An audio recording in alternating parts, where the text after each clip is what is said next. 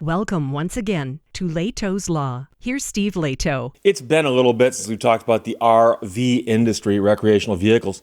And Alan sent me notes, and Steve, check this out, regarding how they're doing business-wise. ZeroHedge.com runs a story by Tyler Durden.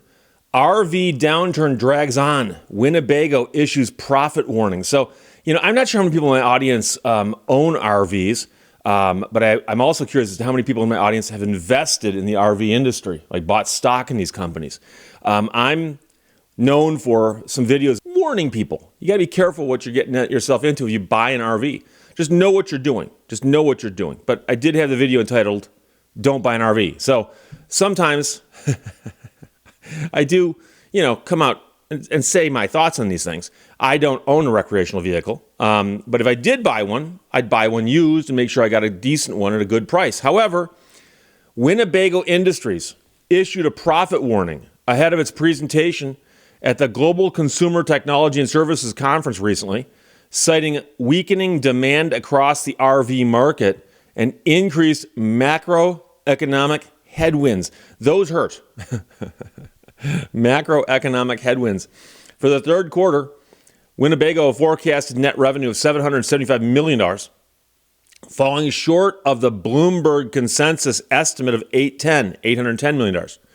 Company also guided adjusted earnings per share in the range of 75 to 85 cents, and analysts had expected the company to report a profit per share of $1.37. All in all, this marked a significant downward revision, highlighting the depth of demand weakness in the RV market. Drive by those RV superstores and take a look at how many vehicles they've got on the lot. What began as an encouraging selling season in March was hampered by growing macroeconomic uncertainty, resulting in worsening consumer sentiment and an increasingly cautious dealer network in the final 2 months of the fiscal third quarter, stated Winnebago CEO. Meanwhile, an analyst told clients Winnebago Industries announced disappointing preliminary F3Q results this morning that reflect both weaker consumer sentiment and an increasingly cautious dealer base. Another analyst noted that the challenges facing Winnebago are neither new nor unique to the company, but rather indicative of broader, ongoing headwinds across the entire RV industry. While the Winnebago motorized unit is now a much smaller piece of business, today's announcement will likely amplify questions and concerns around the motorized market in general and whether larger strategic actions need to be undertaken amid a depressed retail environment. The RV industry experienced a boom during the early pandemic years, and as you can imagine, their sales went off the charts because people were told you can't congregate in public places like you used to. We kind of like you to stay home, but you can go out and travel as long as you stick with your family and don't, and people are like, wait, the perfect solution? An RV. And it did make sense at that time for a lot of people to do that.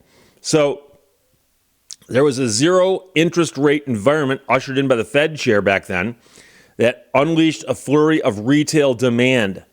However, that demand quickly unraveled once the Fed began aggressively hiking rates in early 2022, which triggered a sharp pullback in sales in the quarters that followed. Additionally, camper stocks and retail shops that cater to the industry have been in a slump since the rates went back up. The RV downturn ends when rates go back down. And that's assuming that the market never reaches a saturation point. And that's what I always wonder about, because I know, for instance, where within 1 mile of where I live, there's somebody who's got one of these monstrous RVs. It's just gigantic RVs. And it's been parked next to their house, the big old for sale sign in the window, for the last 5 years, 6 years, 7 years, just sitting there. Hasn't moved the entire time. If somebody does come by and buy it, I would advise them to test drive it. Because it probably ran when parked.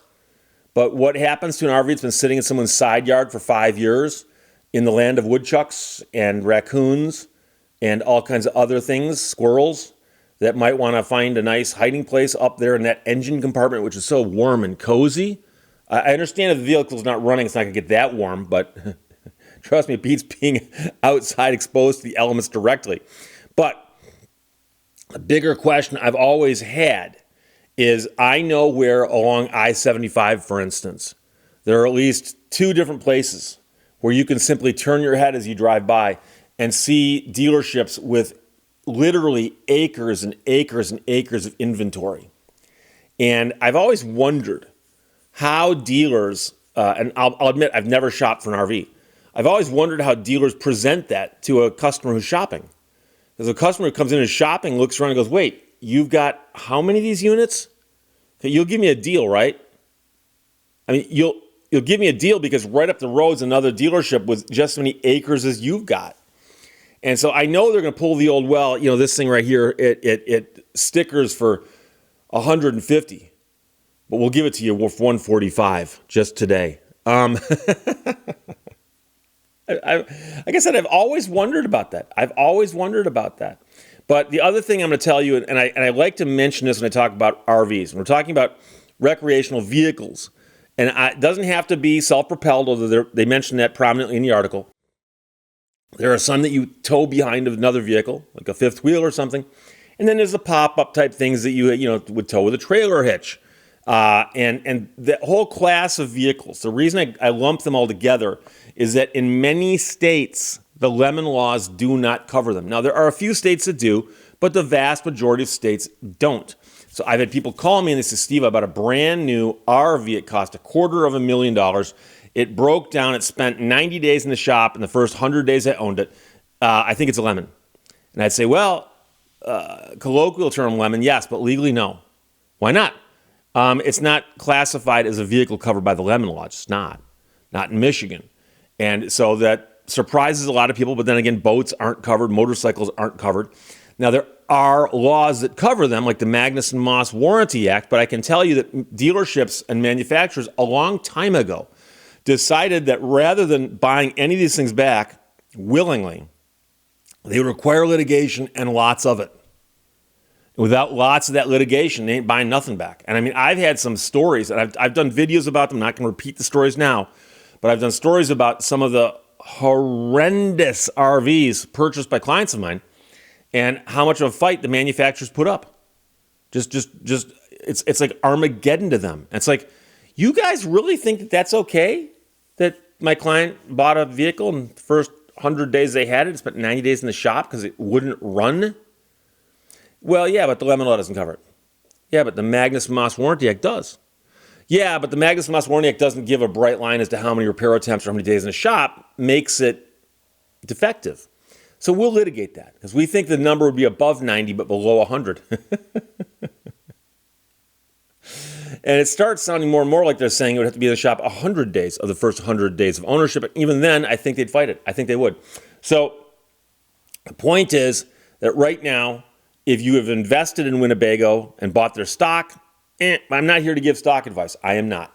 However, this is an indication that consumers should watch for because, interestingly, if you're in the market for an RV and you got the money and you can get the financing, right about now is a great time to shop for them. But like I've always said, if you're going to buy an RV, I did title the video, Don't Buy an RV, but I have told many people, and I've said this in videos before, what I really mean is don't buy an RV until you've done your homework.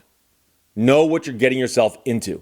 And I have people in the audience who bought RVs, and I've talked to them, and they said, Steve, I bought an RV. I had a great experience with it. I love the thing.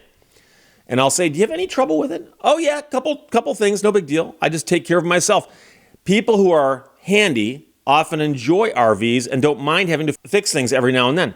I've had a client before who bought an RV, and the first time I went to use it, turned on the faucet, and the water starts pouring out. It turns out they hadn't connected the pipe underneath the sink. How do you miss that now? Supposedly it was inspected too. They missed that as well? Interesting. And so you got to understand that things like that happen. That's considered acceptable in the industry. But if you don't mind going, well, the pieces are right there still in the plastic bag. A technician just didn't do that when he was supposed to. I'll do it. Or buy one used. Okay? The people who criticize new car buyers who say, hey, that thing loses all that money the second it drives off the lot. It loses value, huge value. Do you know what RVs do the second they drive off the lot? You want to talk about value plummeting?